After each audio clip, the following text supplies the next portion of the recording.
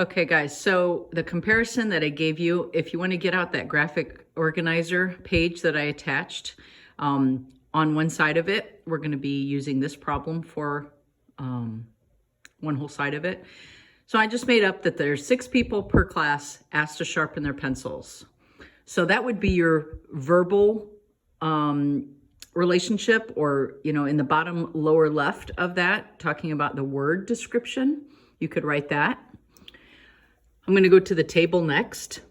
And as I make a table, I have to define variables, because if I use X for one certain thing and Y for another, but then you use them differently, our graphs are going to look different. It doesn't mean they're going to be incorrect, but they're going to look different. So it's really important to define the variables. So we're going to say people, actually, I'm going to take that back. I'm going to say class is my X and people is my Y. And from the words, 6 people per class, that means if there's one class, there's 6 people. And if you get other values, one of them should always be 0, 0. One of them should always be this one, which is the unit rate. You're going to come back to that because it's per 1. And then get a couple more. So 2, 12, 3, 18. So that would be our table. It doesn't have to have those certain values, although I would always have the unit rate and I would always have 0, 0. But there's our table. So we have our word, we have our table. Now we're going to go to, the graph. So if I put in, I'm using Desmos, but you are just using the graph paper portion. Well, actually, let me go to the table first. We had 1 per 6. Let me type these in. We had 0, 0. And we had 2, 12. And we had 3, 18. Okay, so that was the table we had. If you are saying that your X is class and your Y is people, then your graph ends up looking like this. Okay, and how do we end up getting an equation out of that? Well, the equation, and you notice on that piece of paper, equation's right in the center. So you should by now have the graph, you should have the table, you should have the word description, and in the center, the equation. Well, how do you get from this X to this Y? Do you see that you're just multiplying this by 6? Everything times 6. So if I'm multiplying everything times 6, then I'm getting Y by multiplying every X by 6. And if you notice, this right here was your unit rate, wasn't it? And I'm going to come back to that because it's got a special term that you need to know. But if I look now as to what happened when I wrote that equation, it connected the dots. So I knew I was right on this program because it tells me right here. Now, I don't really need the negatives because I can't have negative people and I can't have negative classes, but this right here helps me set up this relationship. Now, to answer the bottom right box, to say what is the, or describe the proportional relationship or whatever it is, I don't have it in front of me. There's 3 things that we need to say there. One of them has nothing to do with the graph. One of them is, okay, what's going on in this problem?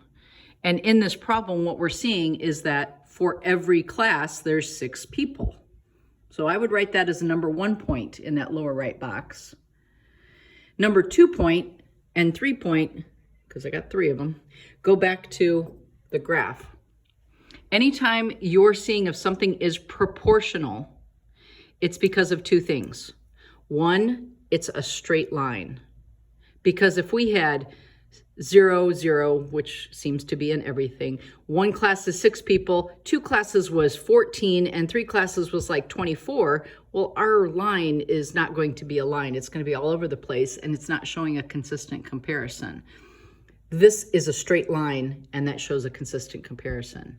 The other thing that's super important, point 3, is that it's got to go through 0, 0. If this whole line was shifted up, it might look like it's getting some kind of a pattern, and it is for sure, but it's not proportional. Proportional has to go through 0, 0. So one more time, those 3 points in the lower right box would be that for every class, sorry, there's 6 people.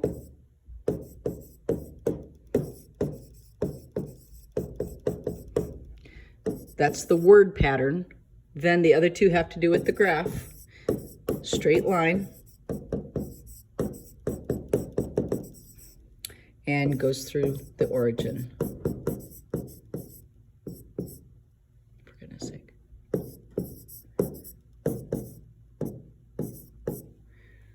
Okay, you can pause it to go to that, but I'm going to go to the next one. The next one was, well, oh, there it is. 20 pieces of candy given to 5 trick-or-treaters. So again, that would go in my word description, 20 pieces of candy given to 5 trick-or-treaters. Over here, I defined my X to be trick-or-treaters and my Y to be candy. And I put in my first comparison. With your classmates, we came up with, well, if there's 5 for 20, there must be 10 for 40. Got doubled, right? But I said, let's have the other 2 be our unit rate. So that means every trick-or-treater gets 4 pieces of candy. And make sure we put 0, 0 in there to see if it works. So that was our table. And I'm pointing out here that this one is the unit rate. But when we set it up this way, if we know the unit rate, there it appears again when I'm looking to write the equation. So backing up here, the situation is 20 pieces of candy given to 5 trick-or-treaters. There's our table of values. There's our equation. And when I go to graph it, I'm just going to put in my equation, y equals 4x. There's my graph, and if I enlarge it a little bit here, we had 5, I guess I need to make it lower. Okay. We had 5 per 20. That's 5 right there. Whoops, sorry. I thought I was on there. There's 20. See if I can get right on it. Oh, there it was. 5 for 20. We have 0, 0.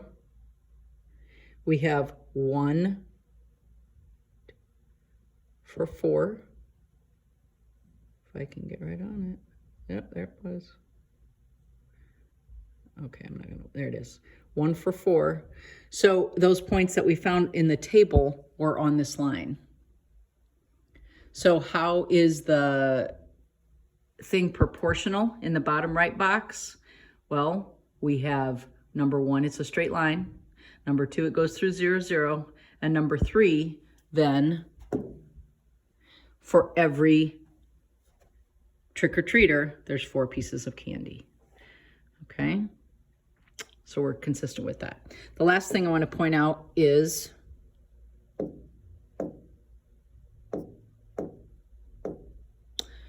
there's something in the book that asks you, what's the constant of proportionality? Well, constant is just a number. In fact, you know, if you're looking at any equation, a number that stands by itself, it's called a constant, right? So the constant of proportionality is really the same thing as unit rate. So when we had the equation for trick-or-treaters, for every trick-or-treater, you have 4 pieces of candy. 4 was the unit rate, so 4 is also the constant of proportionality. This one was the number of, what do we do first? Oh, people sharpen their pencils. There's 6 is in this equation like this.